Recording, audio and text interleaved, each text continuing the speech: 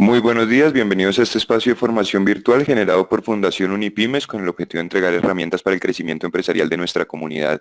Nos convoca a la conferencia Gestión Efectiva de Cartera en la Empresa. Soy Miguel Gelo, junto con Juan David Alzate y María Mercedes López les damos la bienvenida. Nos acompaña Lisandro Peñanosa, abogado con magíster en Administración de Empresas, miembro de la Academia Colombiana de Jurisprudencia, experto en arbitraje nacional e internacional, catedrático de las universidades Andes del Rosario, Javeriana, Externado de Colombia, autor de los libros de las sociedades comerciales, de los contratos empresariales nacionales e internacionales y de los títulos valores y cómo ser empresario y no fracasar en el intento. Director jurídico en la firma Consuegra Consultores Financieros y Jurídicos SAS. Les recuerdo también que esta conferencia se realiza en asociación con Banco de Occidente, Fundación Comeva, Arus, Envía, ETV y web.com. De esta manera y sin mayores preámbulos, le damos la bienvenida a Lisandro, quien a partir de este momento puede iniciar la sesión. Lisandro, muy buenos días, bienvenido. Envió la invitación para compartir pantalla, confirma en cuanto estemos viendo. Entonces, muy buenos días. A nombre de la empresa Unipyme, les agradezco la asistencia a esta charla que dura 1 hora y vamos a hablar concretamente del departamento de cartera. ¿Por qué? Porque las empresas venden sus productos de 3 maneras. Una venta pago anticipado. Otras empresas venden el producto al contado y otras empresas venden su producto o servicio a crédito. Cuando hablamos de en estas 3 formas de la venta, generalmente, y es costumbre, que no pagamos o no utilizamos el dinero, sino un documento que representa el dinero, denominado por la ley como título valor. Eso es lo que tienen las empresas. Por eso existe lo que se llama la caja fuerte, porque allí se guardan los papeles de valor, y uno de ellos son los títulos valores, que son letras de cambio, cheques, pagarés, facturas. Muy bien. Este instrumento es utilizado en todos los países del mundo, no es en Colombia, sino en todos los países. Es más, su nacimiento viene de Europa.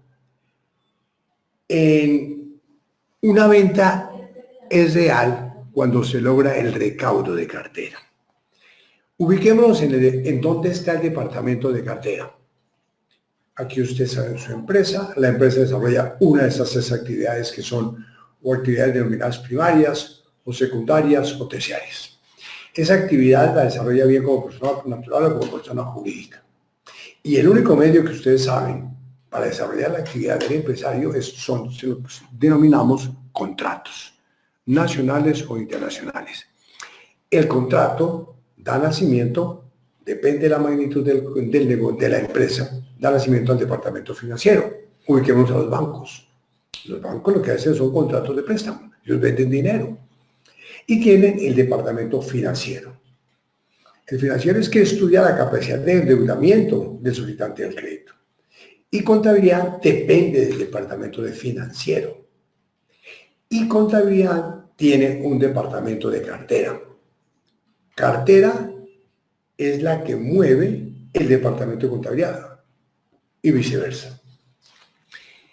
Entonces, veamos qué comprende el departamento de cartera. Ya como les había dicho, la manera como se efectúa un pago. Muy bien. Y por eso llamamos títulos valores, porque el título es un documento material, físico. Hoy en día, pues eso ya sería una conferencia más larga. Estamos hablando del título de valor electrónico, que fue creado en Estados Unidos en el año 2002, hace mucho tiempo, y ya está el pagaré para las ventas de viviendas, que es llamada la hipoteca. Se utiliza el pagaré virtual.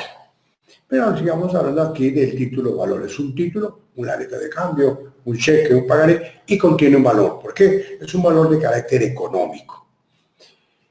El concepto de título de valor, puede usted decir que es un título de valor en términos pedagógicos. Es un documento que representa una suma determinada de dinero. Mire el documento interesante. Ahí, cuando uno habla de ese tema, ¿qué es lo que yo recalco en este momento en la charla con ustedes? que debe tener el acreedor, el que vende el producto o servicio, debe tener el original firmado por el deudor.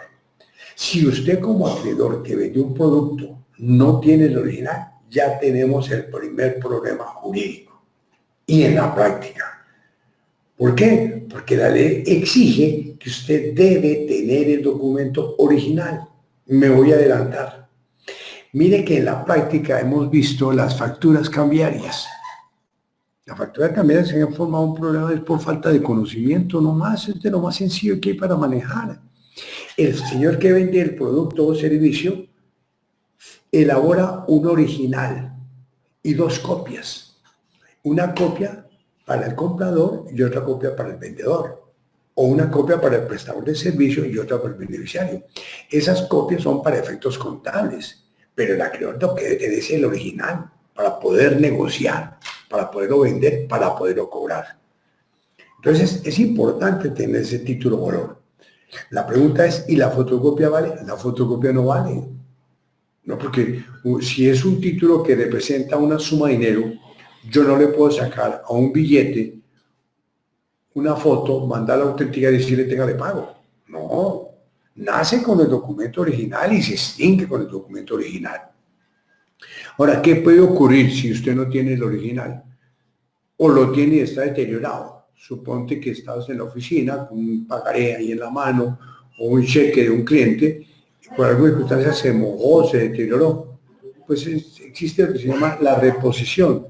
¿Y qué es reponer? Llamar al deudor para decirle, hola, cámbiame este título de valor por otro. Eso se llama reponerlo. Y si no se le da la gana cambiarlo, pues entonces usted tiene que iniciar un proceso verbal. Pero eso es sencillo. Lo mismo, ¿qué pasa si se te perdió? Se lo robaron, entraron a la empresa y atracaron, hubo un incendio, una inundación, etc. No tiene el documento original. Se llama la cancelación. Se inicia un proceso verbal en un juzgado y le pide al juez que ordene al deudor, porque si no lo hace él, lo hace el juez, que le cancele el título original que se perdió y ordena al juez que le entregue un documento que sustituya el que se perdió. Eso se llama comúnmente la cancelación del título, que conlleva la reposición. Cancélese el original y viene el otro. Observen pues, ahí menciono, y cuando dicto la charla más prolongada sobre el tema, hablaríamos en muy grandes rasgos y muy sencillo, es el tema de cómo se le pone un título en un juzgado o una cancelación. Viene otro punto que es importante. Las empresas siempre utilizamos un título que yo lo denomino un título valor estrella. ¿Cuál es? El título valor con espacios en blanco. Miremos el caso de los bancos. Usted abre una cuenta corriente, tiene tarjeta de crédito, usted va a una entidad como el Éxito, como con sus hijos, en fin, o algo más, mencioné de otras empresas porque no me pagaron regalías para mencionarlos. Pero usted está encontrando y le dicen a uno, fírmeme un pagaré en blanco. Entonces dice, firme allá un pagaré en blanco. Si usted firma un pagaré en blanco, es porque lo está dando de garantía. Con el fin de que si usted no cumple lo pactado, la empresa acreedora lo llena. Entonces le otorgaron un crédito por 36 meses para pagar cuotas mensuales de 1 millón de pesos. ¿Qué hace usted? Tiene una hoja en blanco, un pagaré en blanco, corrijo, donde está firmado por usted. El acreedor le dice, mire, que lo firme usted y lo firmen 2 avaristas o 2 codeudores para garantizar el pago de la obligación. Por separado está el plan de amortización. En el evento en que usted incumpla el plan de amortización, está autorizando ¿a quién? Al acreedor para que lo llene y lo cobre. Eso es lo generalmente. Por eso, las empresas que tienen pagarés en blanco, firmados por el deudor, como garantía del crédito, del pago de la obligación, está acompañado de carta de instrucciones. ¿Por qué carta de instrucciones? Porque ustedes bien saben que una de las facultades de la memoria es que a uno se le olvide las cosas. ¿Qué mejor sería que se llene el pagaré con carta de instrucciones de tal manera que cuando el acreedor lo llene y lo cobre, diga, mire, yo lo llené y lo estoy cobrando de acuerdo a las instrucciones que usted le dio? Y evitamos un problema, es llamarse lo que se llama una falsedad ideológica. Porque el deudor va a decir, yo no debo esa plata, yo no lo autoricé, usted abusó, etc. Entonces evitamos unas acciones penales, que son engorrosas. Otro tema que es importantísimo, firme. ¿Quién firma? El obligado. Es importante en el departamento de cartera y ojalá tengamos una carta de instrucciones. Cartera debe tener unas políticas muy concretas. La empresa debe dar unas políticas claras a la empresa. Todo deudor debe firmar directamente en la empresa.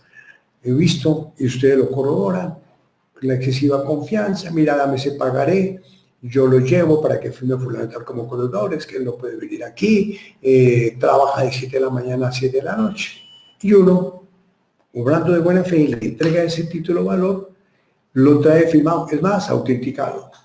En el evento de ir a uno a cobrarlo judicialmente o no judicialmente, porque usted sabe que el mejor cobrador es el codeudor. Y uno como jefe de cartera llama al codeudor a decirle, páguenos, y ¿sabe qué va a decir él? Esa firma no es mía, yo nunca lo firmé, falsificaron mi firma. ¿Cuál fue el error de cartera? De no haberle dicho a esa persona que firmara en presencia. Debe ir a la oficina de nosotros, los acreedores, y que firme el tío valor. Es más, que ponga la huella. Eso de autenticar no se requiere, basta con que firme y ponga la huella, y es suficiente. La firma, si no hay firma, no hay título o valor. Hay varias clases de firmas. Es importante, si es una persona jurídica, uno mire el certificado de la Cámara de Comercio. Y entonces, porque es el certificado de la cédula de ciudadanía de las empresas. Muéstreme el certificado. ¿Para qué? Para verificar si usted es el representante de la sociedad.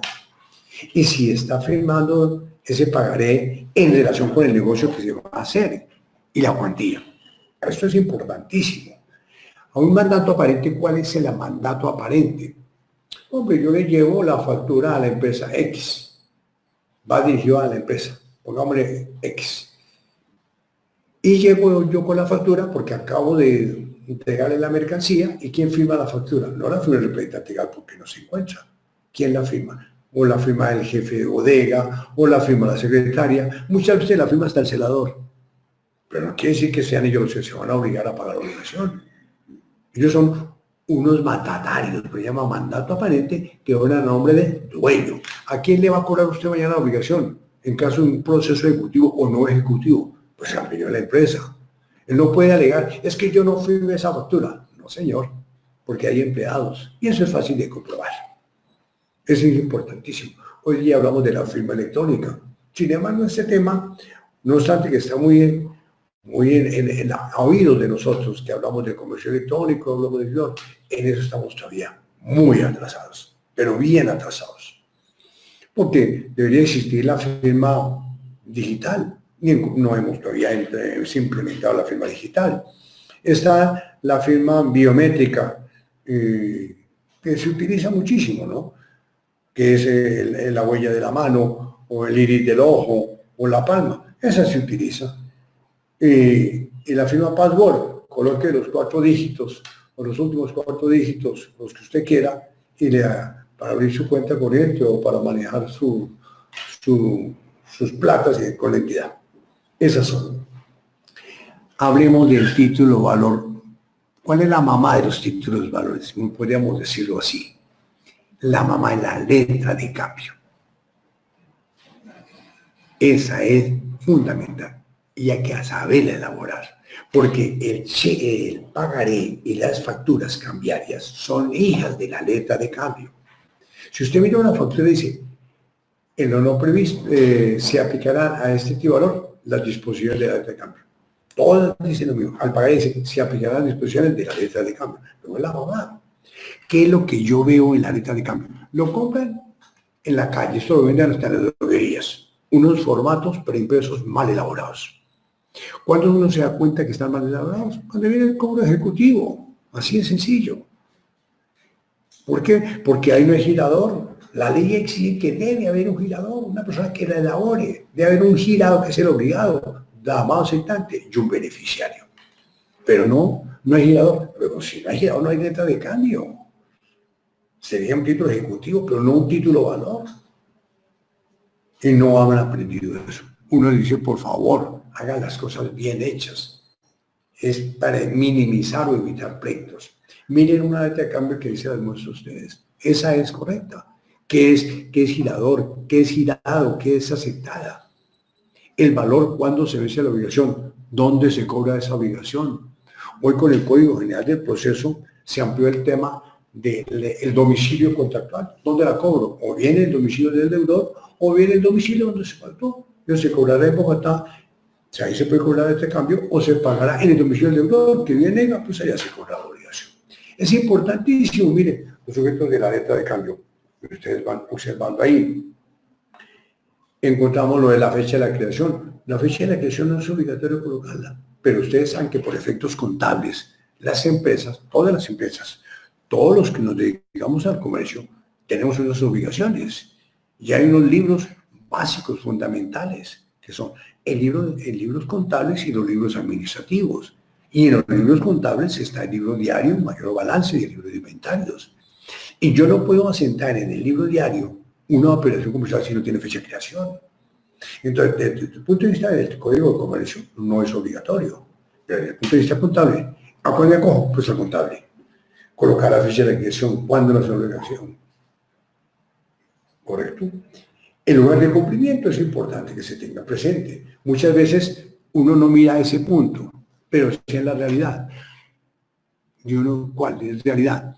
Imagínense ustedes, mis apreciados amigos, que el deudor esté viviendo en La Guajira, o aquí en Cauca, o en Cali. Él está viviendo allá y allá se hizo el contrato.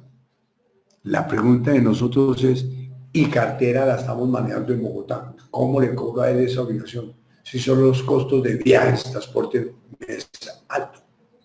Entonces hay que mirar ese punto cuando estoy a cartera, dónde vive, los corredores dónde viven, para uno pensar en el evento en que se presentará un pleito, quién es el juez competente y que yo tengo la facilidad de trasladarme allá, o tengo un corresponsal, o tengo una persona que llama a sucursal, que le endoso allá para que se encargue de cobrar la obligación.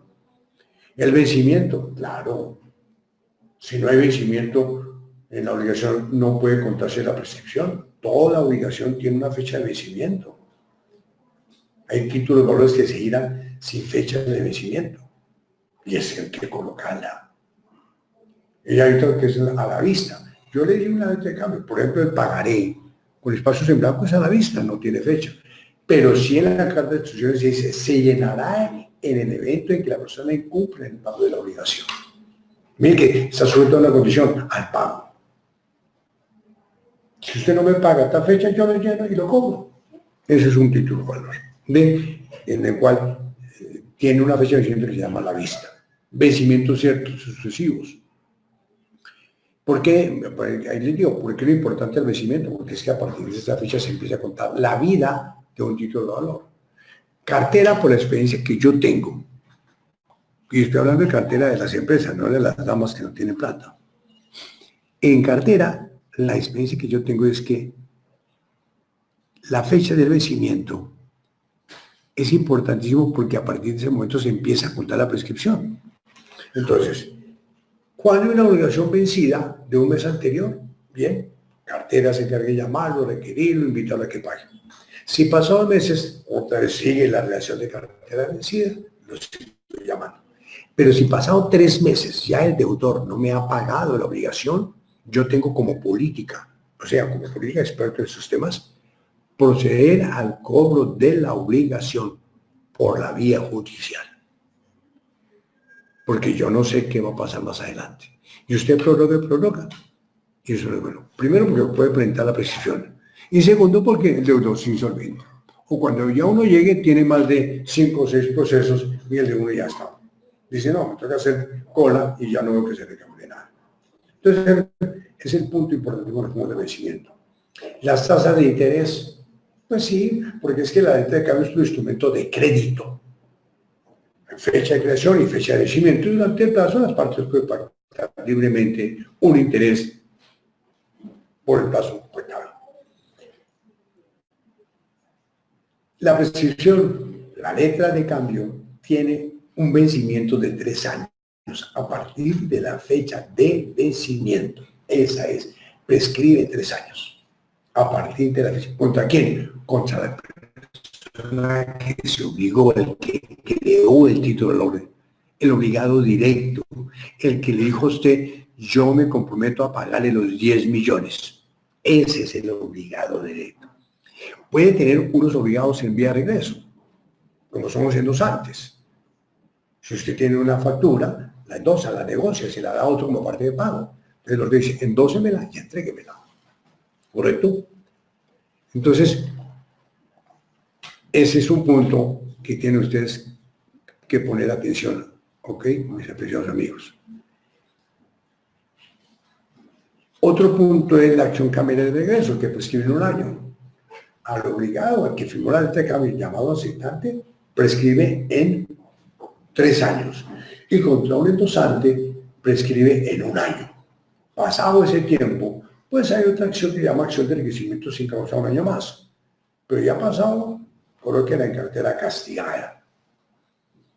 Están unos ejemplos que yo ilustro en las conferencias que digamos al respecto. Este es el punto. Ustedes han visto en la letra de cambio la palabra protesto. Protesto no es gritar. ¿Qué es protesto? Es que llegado al vencimiento de la obligación. Sí, la letra dice con protesto, pero que en la práctica no lo hay. Yo no la he visto. En mis años de experiencia profesional, que son más de 30 años, para no ser tan exagerados, no conozco una letra de cambio con protesto. Está consagrada en la ley, está en la teoría, pero generalmente si usted ve una letra de cambio dice sin protesto. ¿Qué es que protesto? Pues es que llega al vencimiento, usted lo que tiene que hacer como acreedor es exigirle al deudor que le pague en 15 días a partir del vencimiento. Si en esos 15 días no le paga, dentro de ese lapso de tiempo de que no le va a pagar, usted se va ante un notario y le dice al notario, deje una constancia, que yo he buscado al deudor, lo he requerido para que me pague. O no lo encuentro, o lo encontré y no quiere pagar. Dice que no hay nada. El notario levanta el acta de la constancia de lo que usted acaba de decir y eso se denomina protesto. Porque es importante, porque si hay endosos, ellos quedan vinculados para el cobro jurídico. Pero si la ley, si el protesto, si no se protestó, se pierde la acción contra ellos. Y eso sería gravísimo. Porque usted dice, me la endosó Pedro Pérez se la endosó a Julieta, Julieta me la dio a mí. Usted dice, a mí no me importa el deudor principal, porque ni lo conozco. Me interesa Julieta, que fue la que me endosó. Pero si la letra cambiara con protesto y usted no hizo lo que acabo de exponer, pues ¿qué ocurre? Que no se la puede cobrar a ella y pierde la obligación. Pierde el dinero incorporado al título. Muy bien, pasamos a grandes rasgos a mirar el pagaré, que es el título de valor ya se convirtió en más importante el pagaré que la letra de cambio. No obstante, que como acabo de decir antes, es una hija de la letra de cambio.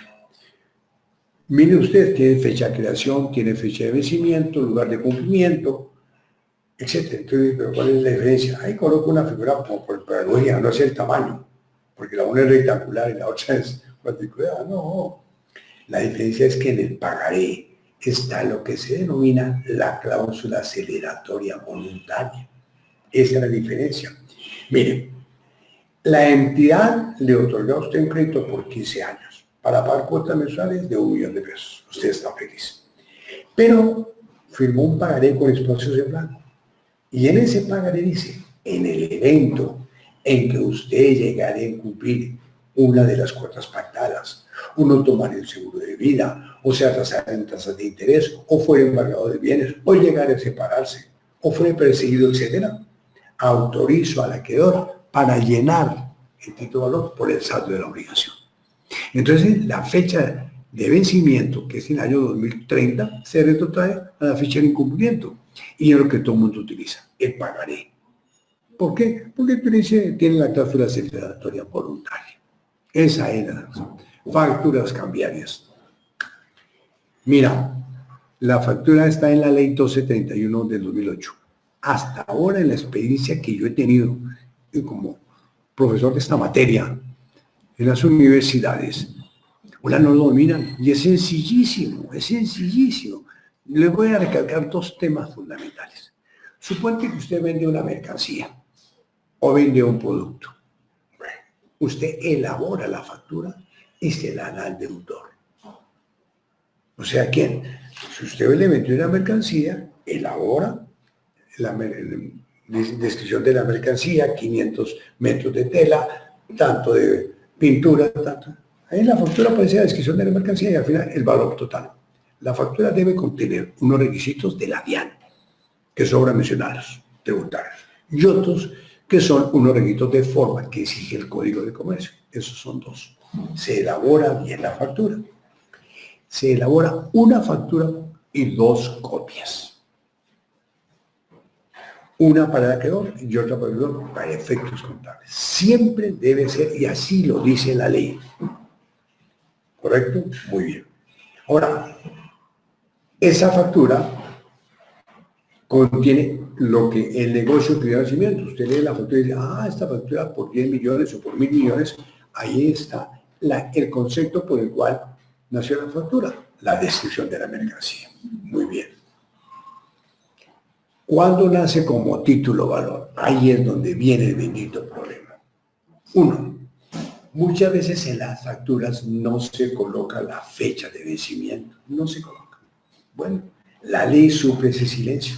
Dice, si no se colocó la fecha de vencimiento, yo le autorizo para que dentro de los 30 días siguientes se venza la obligación.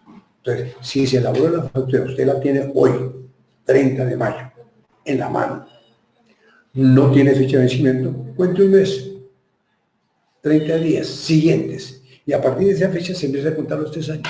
Primera situación. Segunda situación. ¿Qué pasa con la factura? Usted se la da a su mensajero, si es que no va a ir usted, y le lleva la factura. El deudor debe firmarla de manera inmediata. Muéstrela y la firma. ¿Correcto? Sí, claro, estoy de acuerdo. ¿Cómo estás, Magolita? ¿Cómo te ha ido? Mira, aquí te la firmo y te la entrego. Eso se llama factura de aceptación expresa. Tácitamente expresa. Muy bien.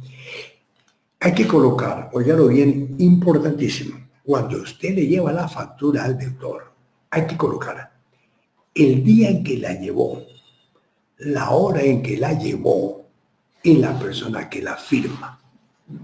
Debe aparecer esos 3 requisitos. Que puede firmarla o bien directamente obligado o, como habíamos dicho, un mandato aparente. La puede firmar la jefe de bodega, la secretaria. Ojo, pero debe tener fecha de recibido y directamente el obligado o su representante o mandatario. Porque a partir de esa fecha hay 3 días, óigalo bien, para que la persona que firmó la factura o bien devuelva la factura porque no cumple con los requisitos de forma o de fondo, o bien porque la mercancía que me envió no era la que habíamos acordado, o bien porque sí me la envió pero no estamos a satisfacción. Entonces rechaza la factura, la devuelve. Tiene 3 días a partir de esa fecha. Si pasado los 3 días no dice nada, ya nace como título valor y no puede alegar nada sino pagar la obligación. Cuando digo no tiene que valer nada, ustedes han observado que muchas empresas colocan un recibo, un sello que dice no es señal de aceptación. Este recibo no compromete a la empresa, eso se tiene por no puesto. Eso es un formato preimpreso que eso no sirve para nada. No se exonera la responsabilidad de la empresa. No, es que yo firmé eso. No, señor. Eso no va a decir, lo puede poner cualquiera. Lo importante es que usted haya reclamado o haya rechazado entre los días siguientes. Eso se llama aceptación expresa. ¿Y qué es aceptación tácita? Que usted llevó la factura y no la encontró. Que llegó y encontró la empresa cerrada. Dice, hola, vine a traerle y no le encuentro a nadie. Me recibió la niña, necesito que me firme. Dice, no está. Y entonces, ¿qué hago? No sé. En ese momento, como no hubo la firma inmediata, que eso se llama expresa tácita, usted dice, niña, aquí le dejo una copia, entonces se la dejo. Se va usted y la manda por correo recomendado, le manda la factura. Después usted va y solicita que sí llegó esa factura allá. El señor apenas recibió la factura, tiene 3 días para manifestar si la acepta o no la acepta. Si no dijo nada, se tiende por aceptar. Eso se denomina aceptación tácita. El pasado de ese término tampoco puede alegar. A mí me da la impresión, y es lo que he visto en la práctica, ustedes no manejan ese tema del tiempo. Fecha de recibida, fecha de entrego. Y ahí tenemos ese problema. Y es en eso donde yo he visto. Y una cosa es aceptación expresa y otra cosa es aceptación tácita. Ahora, hay otras facturas que no entro aquí al tema a tratar porque son sui generis, que son las que nacen de las EPS, por las facturas de servicios médicos, etcétera. No están bien elaboradas, pero eso tiene un procedimiento diferente y una exposición diferente, pero no tiene complicación alguna. Pero no la trato porque no es título valor, entonces no me refiero a ella. Pero si con todo el gusto quiere verlo, miramos cómo expondríamos ese tema para que las IPS, que son las que prestan el servicio, y mandan a la EPS para que les pague, estén bien elaboradas y sea su pago oportuno y eficaz. Muy bien. Ahí están los requisitos de la factura, fecha de vencimiento, etc. Aceptación expresa que acabo de explicarles a ustedes y aceptación tácita. Ni la transferencia, yo puedo negociar la factura. ¿Qué es importante cuando usted va a negociar la factura en el original? Que le avise al deudor que usted la va a negociar. Y la endosa con todos sus anexos. ¿Cuáles anexos? Que ya me pagó, que tiene un seguro, la mercancía, etc. Eso es manejable perfectamente. Se puede aplicar también la cláusula de cerato en las facturas. Generalmente las facturas tienen formas de vencimiento, 30, 60, 90 días. Es decir, si usted me paga antes de los 90, yo le hago un abono. Me paga y le hago un descuento especial. Ese es un punto que de las facturas que es de muy fácil manejo siempre y cuando tengamos dominio sobre el tema. Además de que las facturas, pueden haber dicho, esta empresa me está dando 5 facturas, la una 10 millones, la otra 8 millones, la otra no me ha pagado nada. Presentar 5 facturas para el cobro ejecutivo, no. Sume las 5 facturas y como usted tiene un pagaré con espacios en blanco, lo llena por el valor de las 5 facturas, presenta por medio del abogado el pagaré y anexa las facturas. Y punto. Eso es así de sencillo. Muy bien, esa es un instrumento de crédito. Miren que la letra de cambio tiene una fecha de creación y una fecha de vencimiento diferente, porque por eso sí se pactan intereses durante el plazo. En cambio, el cheque es un instrumento de pago. Hay un autor famoso que dice, creo que soy yo, que dice, quien gira una letra de cambio necesita dinero y quien gira un cheque tiene dinero. El cheque es un instrumento de pago. El que yo pacte con usted o usted pacte con un cliente que le compró el carro. Y usted le vendió el carro a él y él le dice, yo le voy a dar 3 cheques. Uno para el 1 de junio a finales de este mes, el otro para agosto y otro para septiembre. Perfecto. Eso es un pacto de caballeros. Puede hacer el contrato de compraventa, constar la forma de pago. Pero si usted que es el acreedor, usted que es el beneficiario del cheque, de los 3 cheques, se le da la gana, óigalo bien la expresión tan elegante, se le da la gana cobrarlo antes del vencimiento, lo puede hacer, claro. ¿Por qué? Porque es un instrumento de pago. Ah, no, pero es que imagínate que se colocó una cláusula penal que dice, en el evento en que llegare a consignar los cheques antes de las fechas pactadas, se hará acreedor a una multa de 10 millones de pesos. No, esa cláusula tiene por lo puesta. ¿Esa tiene por qué? Porque la ley es la que prima, no la costumbre lo que pacten las partes. La ley es imperativa. Entonces, el cheque siempre es pagadero a la vista. Hay un punto que la gente no ha podido entender. Y es cuando hay que presentar un cheque para que se lo pague. Ahí es donde está toda la filosofía del cheque. Sencilla. Mira, un cheque tiene un plazo de presentación que es el que la ley establece, estatuye, ordena. Usted no puede presentar el cheque cuando se te dé la bendita gana. No.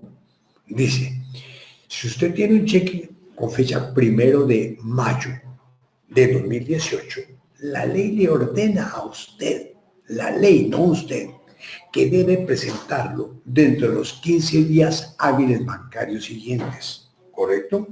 Eso es lo que dice la ley. Si usted lo presenta dentro de esos 15 días hábiles siguientes, el banco te lo devuelve o te lo paga. Si lo devuelve, hay unas causales. Hay una hoja de herida al título, dice devuelto por cuenta embargada, cuenta saldada, orden de no pago, la firma concuerda con la registrada, en fin, una serie de causales. En ese momento, a partir del momento en que presentó el cheque al banco, se empiezan a contar los 6 meses. Óiganlo bien, los 6 meses. Un cheque prescribe en 6 meses. Punto. Hola, y si usted no lo presentó dentro del plazo, no lo presentó, tenía 6, supongamos que todos los días son hábiles bancarios, pongamos desde el 1 de mayo al 15 de mayo, hoy que es, hoy es 30 de mayo, no lo presentó. Los 6 meses de la prescripción del cheque, ¿a partir de qué momento se empiezan a contar?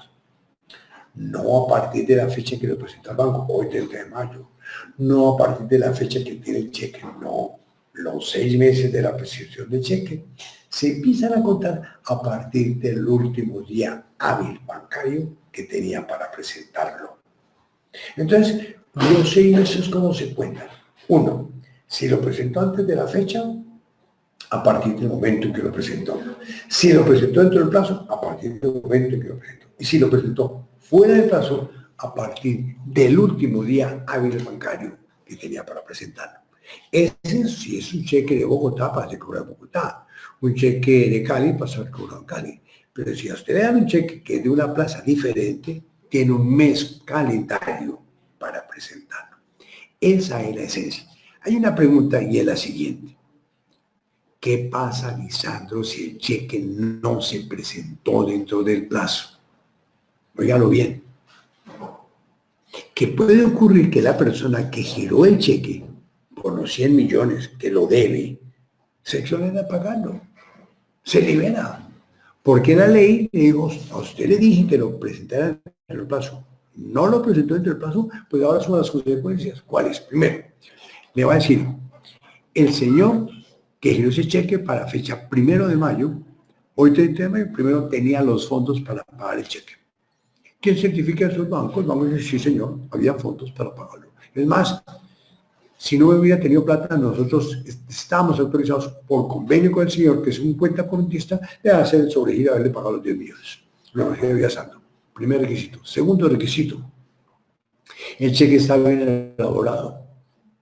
La firma concuerda con la registrada, no está repisado, o la verdad.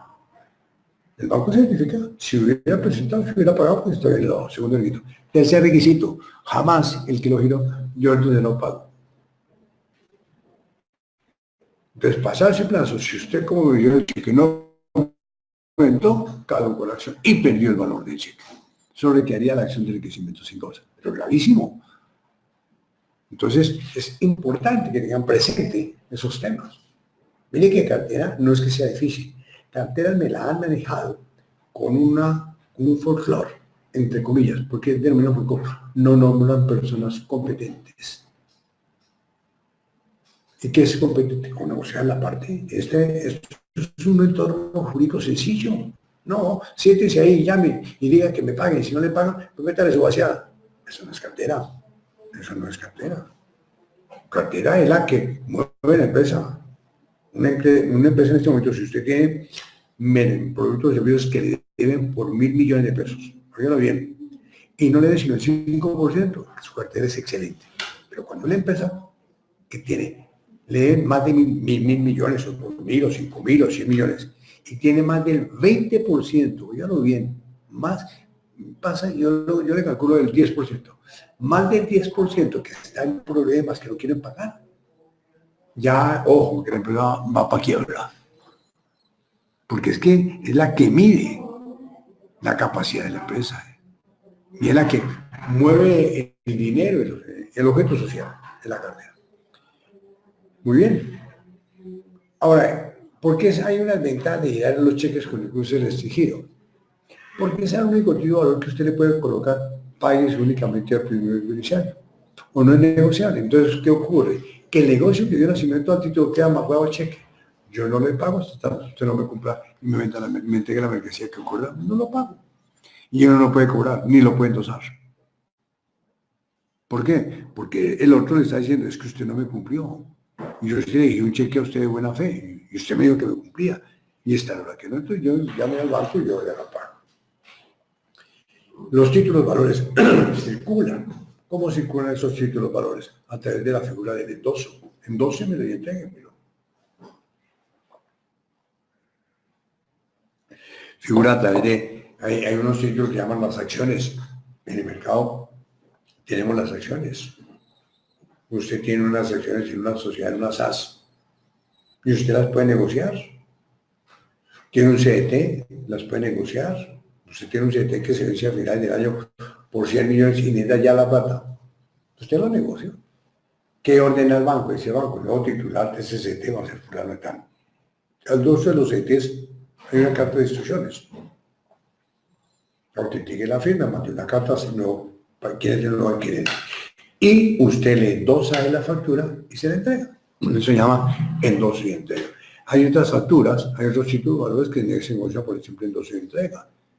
Usted tiene un cheque y dice, se lo endoso y se lo entrego. ¿Usted qué hace? Verificar quién fue el que lo firmó.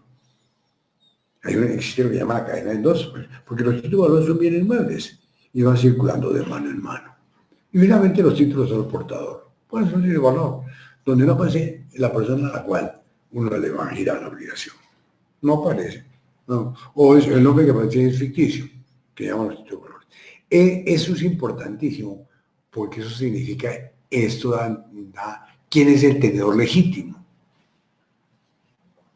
Legítimo es aquella persona que dice, lo adquirió conforme a una ley de aseguración,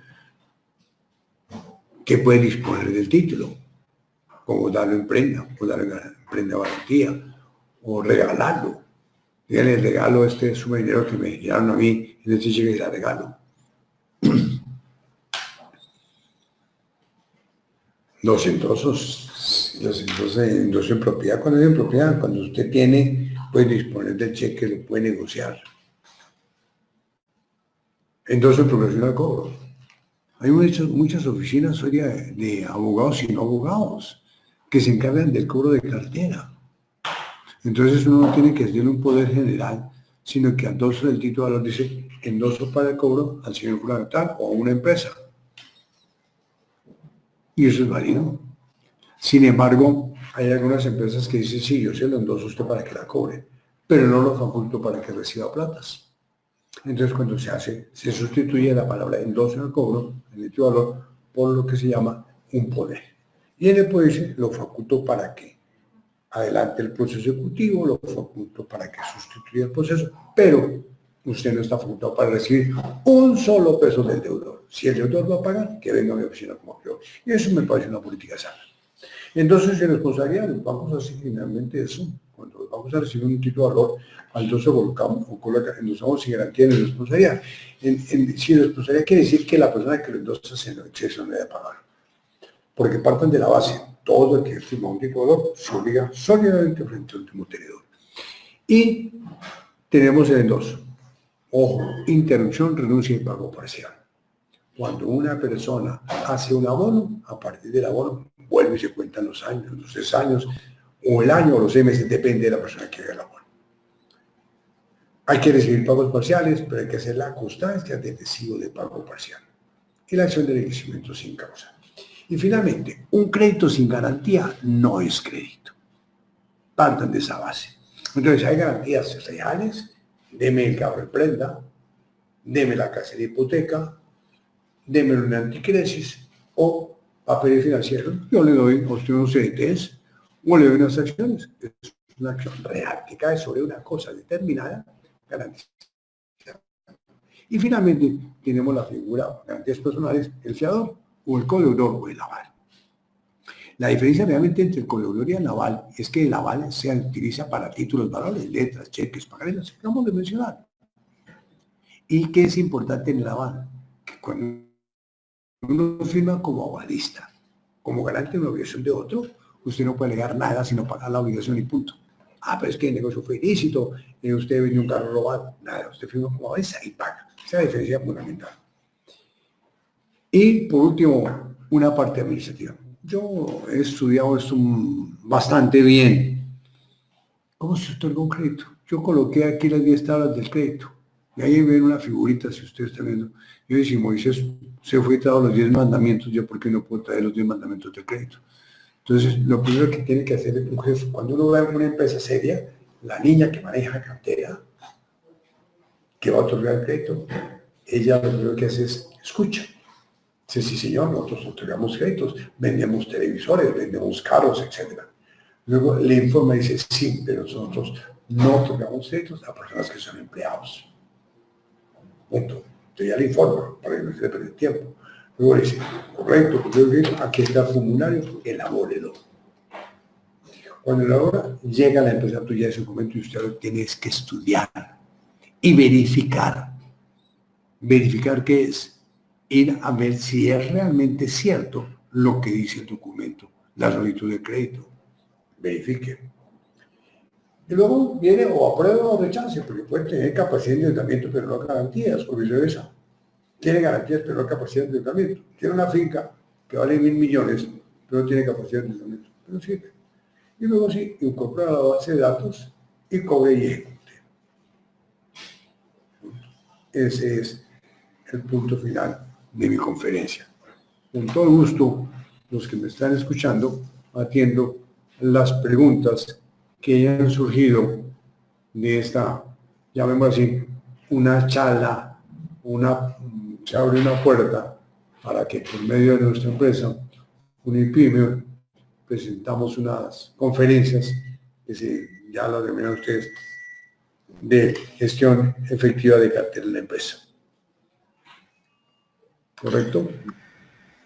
Lisandro, muchísimas gracias por la conferencia de hoy. En efecto, vamos a dar inicio a la ronda de preguntas. Les recuerdo que para interactuar lo pueden hacer a través del micrófono, haciendo clic en la manito de color verde, o pueden formular sus preguntas y comentarios vía chat.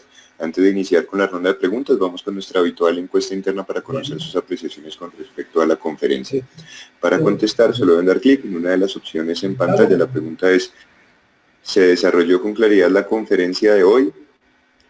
Se desarrolló con claridad la conferencia de hoy. Para contestar, solo deben dar clic en una de las opciones en pantalla. Les recuerdo que para nosotros es muy importante que realicen el sondeo, pues es la manera en que evaluamos a los conferencistas. Así cerramos el sondeo. Iniciamos con pregunta de... Bueno, aquí muchas felicitaciones y muchos agradecimientos para Lisandro. A ver, excelente tema, muy claro, felicitaciones. Las letras de cambio son títulos valor y si está en blanco la llena uno normal. Sí, sí.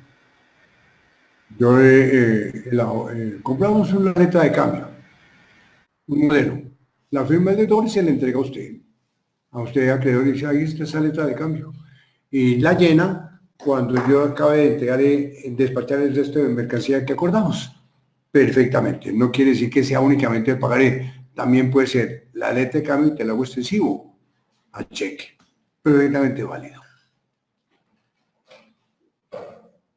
Muchas gracias, Lisandro. Continuamos con preguntas de Belkis Molina. ¿Es necesario firmar un pagaré aún cuando se emite una factura? A ver si te entiendo. Soy partidario que todas las empresas que venden sus productos a crédito le exijan al deudor que firme un pagaré con espacios en blanco o letra de cambio, como acaba de la pregunta anterior, con carta de instrucciones, ¿correcto? O sea, que el deudor autoriza al acreedor en qué evento lo puede llenar. Bueno, esa es una. Después de firmado eso, empieza que la empresa, que es la que le compra a usted la mercancía, pues usted le manda facturas para que las firme. Porque usted ya le pagó una mercancía por 30 millones, entonces se la firma y hay una forma de pago. Le manda otra factura, ahí está la factura y forma de pago. Pero llega un momento en que usted dice, oiga, Lisandro, o tengo una factura que me debe 100 millones de pesos, o tengo el pagaré en blanco. ¿cuál de los dos cobraría? Pues cobre la factura, no el pagaré. Pero si tiene usted 3 o 4 facturas, que la sumatoria de las 4 dan 100 millones, en lugar de cobrar una por una, llena el pagaré por los 100 millones y devuelve las facturas. Yo no sé si quedé bien clara la respuesta. ¿Listo? Muchas gracias, Lisandro. Pregunta, bueno, Belkis agradece, perfecto, gracias. Viviana María Galvis pregunta, buenos días, ¿qué plazo de vencimiento tiene una letra de cambio? El plazo de vencimiento, yo nunca menciono en estas conferencias los artículos del Código de Comercio. Mira, en el artículo 789 del Código de Comercio, que es el código que regula este tema, la letra de cambio prescribe en 3 años contados a partir de la fecha del vencimiento. Si es para contraendosantes, o sea, usted dice, no solamente hay un obligado, sino que se le endosó a fulano se le endosó y ese me lo endosó a mí. Contra los endosantes prescribe en 1 año. Artículo 790. Ahora, le agrego algo más. 3 años o 1 año, depende. Viene esta pregunta, Lisandro, ¿y está prescrita? Ya está prescrita. La ley le concede un plazo a usted, un salvavidas, dice, ya pasó los 3 años, ya no hay nada que hacer, sería poner cartera castigada. No, la ley concede 1 año más de plazo, que iniciaría un proceso diferente en un ejecutivo, sin una acción de enriquecimiento sin causa, que se contaría a partir de los 3 años de prescrito, 1 año más para iniciar la acción. Correcto. ¿Qué otra pregunta? Muchas gracias. Continuamos con pregunta de Sandra Paola Mesa. Si acostumbramos a entregar a nuestros clientes la original de las facturas, ¿podríamos optar por implementar el pagaré además de las facturas para que en el caso de incumplimiento la ley me ayude a ejecutar el cobro efectivo? Repítame, dígame el favor. Sí, señor, por supuesto. Si acostumbramos a entregar a nuestros clientes la original de las facturas, ¿podríamos optar por implementar el pagaré además de las facturas para que en el caso de incumplimiento la ley me ayude a ejecutar el cobro efectivo? Sí, sí. Yo te entiendo. Usted dice, tengo el pagaré en blanco del deudor. Le vendí la mercancía, pero por un error involuntario o voluntario, él tiene el original, yo no tengo la copia. ¿Podría llenar el pagaré para cobrarlo? Claro que sí, perfectamente sí, soy claro. ¿Por qué? Porque el deudor no puede negociar la factura. Lo que es el deudor solamente la puede negociar el acreedor. Incurriría aún en un delito. Si es que hay aquí si hay justicia en Colombia, ¿no? Pero incurre en delito. Entonces, yo como no le entregué, lo llamo y le digo, hola, devuélveme la original para cobrar. No, perfecto. Como tengo el pagaré, la voy a llenar de pagaré por el valor de la factura y te presento la demanda ejecutiva. Perfectamente válido. Continuamos con pregunta de James Albeiro Oviedo. ¿Cómo podemos hacer si el cliente en vez de letra de cambio o pagaré decide realizar plan de negociación? ¿Qué documentos podemos acreditar para no perder? ¿Cómo? Vuelve, repítame la que está. ¿Cómo? Repítame la que sí. ¿Cómo podemos hacer si el cliente en vez de letra de cambio o pagaré decide realizar plan de negociación? ¿Qué documentos podemos acreditar para no perder? Bueno, ya te entiendo. Sería una carta de compromiso, por ejemplo. O sea, hicimos un negocio con usted, el que me pregunta, hace un negocio con una persona y no hay letra de cambio. Supóngase que está por allá en un sitio donde no hay letras de cambio, no hay pagaré, no hay nada. Pues simplemente se hace un contrato, se hace una manifestación expresa. Yo, fulano y tal, por medio del presente documento, me comprometo a pagarle la suma de 10 millones de pesos a partir de la fecha 1 de julio de 2018 en cuotas mensuales y así sucesivamente. Ese es un título, y que lo firmen, es un título ejecutivo. No es un título de valor, pero sí es un título ejecutivo, porque se está comprometiendo y es suficiente. Basta con que firme. No se requiere estar para que a una persona se obligue, o bien por documento privado, sea o no título de valor, que usted autentica ante notario. No, basta con que la persona firma. como por mayor seguridad, pues que ponga la huella. Pero si no hay huella, pues déjelo que la firme. La firma de uno es una, más, hay una prueba que se llama prueba grafológica. En la prueba grafológica uno puede perfectamente demostrar, o la prueba grafológica demuestra perfectamente que esa persona que firmó era esa firma del hilo de otro. Eso es inconfundible. Es válido. Siga. Judith Torres pregunta, si el deudor es el Estado, ¿aplican estas premisas? Si el deudor es el Estado, ¿sí? ¿A quién queda? Repítamela. Si el deudor es el Estado, ¿Aplican estas premisas? ¿acepta o a qué? Es que hay una palabrita ahí que... Si el deudor es el Estado, ¿a quién le acepta estas preguntas? No entiendo la pregunta. La pregunta es si todo lo que estamos viendo es igual en caso de que el deudor sea el Estado. El deudor sea el Estado. Pues hombre, no. No, porque fíjate tu pregunta muy interesante. Y es que el Estado nunca gira letras de cambio, ni cheques, ni pagarés. Eso es el régimen de derecho privado, de derecho público.